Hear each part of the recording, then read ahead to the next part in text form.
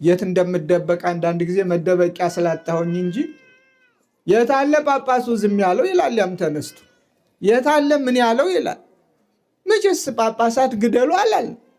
እኛም ቀናችን እስከሚደርስ ነው የምንጠብቀው። የዚህ ሳምንት መርዷችን መርዶው ከዕለት ወደ ዕለት ነው። የምስራችን የምንሰማበት ናፍቆናል። ጦርነት፣ ዋይታ፣ ስደት፣ ሞት በቃ የሚባልበት ናፍቆናል። ብዙ ካህናት ሕይወታቸው አለፈ በቤተ መቅደሱ። ብዙ እናቶቻችን ሕይወታቸው አለፈ። በገጠር የለ፣ በከተማ የለ፣ በገዳም የለ፣ በየትኛውም ቦታ ሞት ነግሷል። እግዚአብሔርን የማያውቁና የማያምኑ ሰዎች በምድራችን ላይ ስለበዙ ብዙ ንጹሐን ክርስቲያኖች ያለ ጥፋታቸው እንደ ቅዱስ ቂርቆስና ቅድስት ኢየሉጣ በእሳት ውስጥ ተጥለው በብዙ ችግር እየተሰቃዩ ያሉበት ዘመን ነው። ታላላቅ አባቶቻችን የተላለፉ ኮር የሆኑ የሰው ልጅ ትኩረት ሊሰጣቸው የሚገባና ወደ እግዚአብሔር መመለስ እንዳለበት የሚያሳዩ ሐሳቦችን አንስተዋል አባቶቻችን። ከነዚያ ውስጥ አንዳንድ ነገሮችን እናነሳለን ማለት ነው። እንግዲህ አንድ በዓል ሲነሳ ወይም ደግሞ አንድ ክርስቲያን አንድ በዓል ሲያከብር የመጀመሪያው ራሱን ለመባረክ ራሱን ለመቀደስ ከዚያ በዓሉ ከሚከበርለት አካል ጋር ፍቅሩን ለመግለጥ የሚያደርገው ነው። ደግሞ እግዚአብሔር የሚመሰገንበት እግዚአብሔር የሚወደስበት ነው።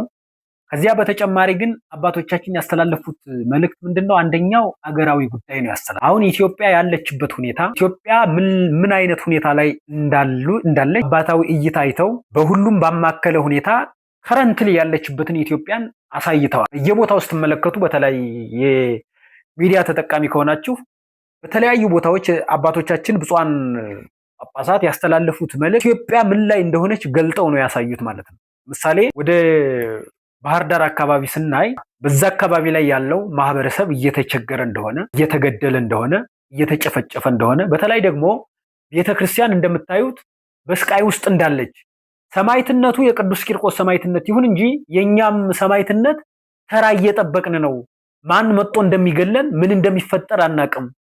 ስለዚህ አሁን በሰቆቃ ውስጥ ነው ያለን። ወደ እግዚአብሔር እንመለስ፣ ወደ እግዚአብሔር እንመለስ፣ ወደ እግዚአብሔር እንጸልይ። እንዲያውም ልክ እንደ ማነው እንደንተን እግዚአብሔርም ዝም አለን የሚል አባታዊ ነገር ሁሉ ተናግረዋል። እጅግ ልብ የሚነካ ነገር። በቃ ወደ እግዚአብሔር ኦርቶዶክሳዊነት ሞት የሚያመጣ የሚያስከትል ከሆነ የተዋህዶ ልጅ መሆን በየቦታው የሚያስገድል ከሆነ እገሌና እገሌ የማንላቸው በየአቅጣጫው የኦርቶዶክሳውያን ደም እየፈሰሰ ነው። የሟቾችን ነፍስ ይማር። ተራችን እስከሚደርስ ድረስ እግዚአብሔር ያጽናል። ማንም ያውራ ምንም ያውራ፣ ሰይፍም ይምዘዝ የመሳሰለውን ነገር እኔ የክርስቶስ ነኝ፣ ቤተ ክርስቲያናችንን እንጠብቅ። መለስ እንዳለብን ጠላቶቻችን ተሰግስገው እንደገቡ ሆን ብለው ለማጥቃት በየትኛውም ተልኮ ይሁን በማንም ይሁን በማን አይታወቅም፣ ነገር ግን ሆን ብለው ተደብቀው ገዳማትን ለማጥፋት ወይም ደግሞ የኢትዮጵያን ታሪክ አልባ ለማድረግ የተሰለፉ አካላት እንዳሉ አባቶቻችን ተናግረዋል ማለት ነው።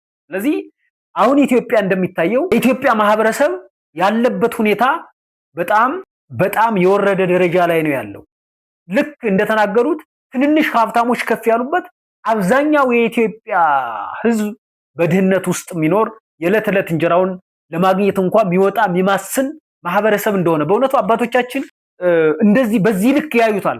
አባትም ተብለው ስለሚታመኑ በዚህ ልክ ድሃውንም በድሃነቱ ይለዩታል። በቅንጦትና በተመቻቸ ሁኔታ የሚኖረውንም አካል አግባብ ባለው ሁኔታ ያዩታል። ስለዚህ ኢትዮጵያ ስትታይ አብዛኛው በሰቆቃ ውስጥ ያለ፣ ፍትህ ማጣት ውስጥ ያለ፣ ቤተክርስቲያንም እንደዚሁ በችግር ውስጥ እንዳለች አሳይተውናል ማለት ነው። ስለዚህ እዚህ ውስጥ ላይ ምን እናደርግ ሲባል እንደ ሀገራዊነት ማሰብ ያስፈልጋል።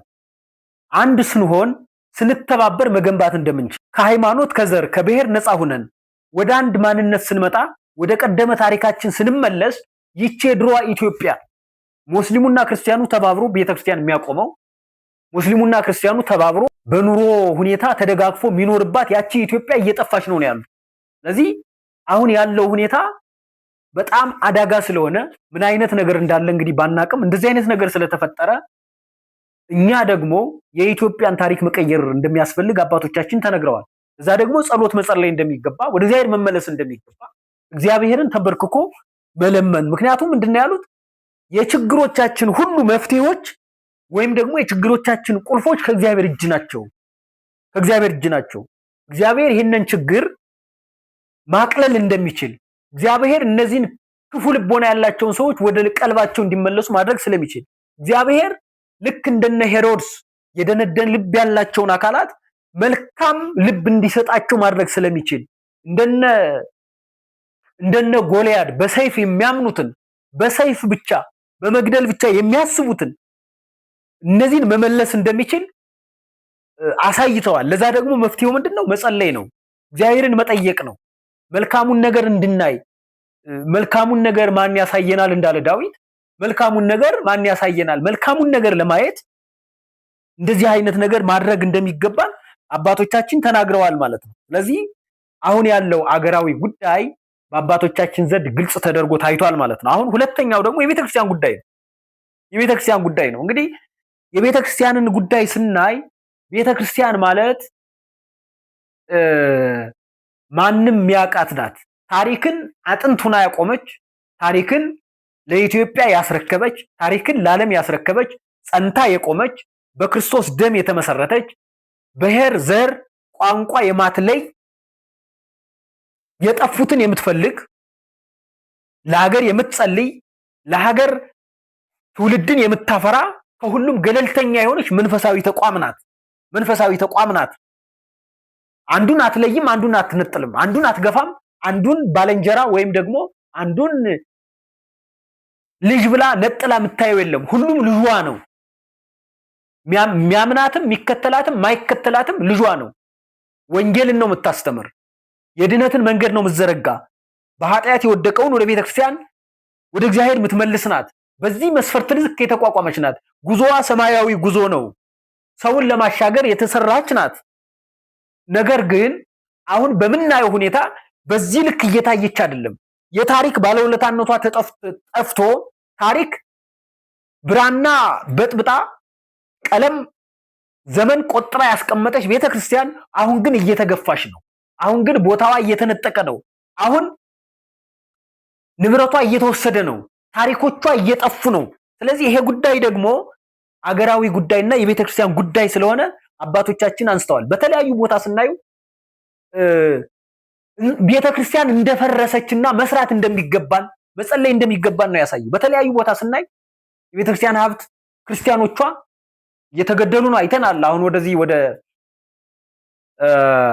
ሀዲያ ዞን አካባቢ አንድ ቤተክርስቲያን የእስጢፋኖስ ቤተክርስቲያን እንደተቃጠለና መስራት እንደምንችል የተሻለ አድርገን እንደምንሰራው በስራ አስኪያጁ በኩል መልእክት ተላልፏል።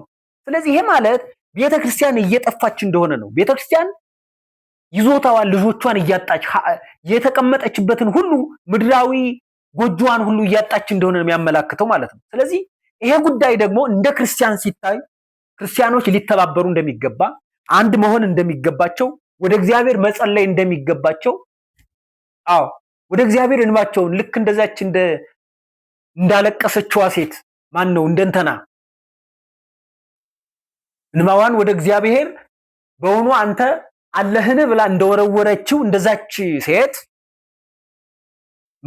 እንባን በጸሎት ወደ እግዚአብሔር ማቅረብ እንደሚገባ አባቶቻችን አስተላልፈዋል ማለት ነው። ስለዚህ ይሄን ጉዳይ በተለይ ከሚዲያ ከማራገብ አልፈን ወደ ራሳችን መመለስ እንደሚያስፈልግ ተናግረዋል። አሁን ችግሩን መሬት ላይ ወርዶ የሚያይ ጠፍቷል ማለት ነው። ችግሩን መሬት ላይ ወርደን ለማየት ያስፈልጋል ማለት ነው። እንግዲህ ኢትዮጵያ እና ቤተክርስቲያን ያለችበት ሁኔታ በዚህ ልክ እንደሆነ አባቶቻችን አይተው ነግረውናል። እኛ ደግሞ ልጆች ነን። አባቶቻችን የምናከብር ለአባቶቻችን የምንታዘዝ ትክክለኛ የሆኑ አባቶች ትክክለኛ የቤተክርስቲያን ሁኔታ አሳይተውናል። ስለዚህ እኛ ደግሞ ትክክለኛ ልጆች ከሆነ አባቶቻችን በሚያሰማሩን መንገድ እንሄዳለን ማለት ነው። ፊት የሚከተሉ አባቶች ናቸው።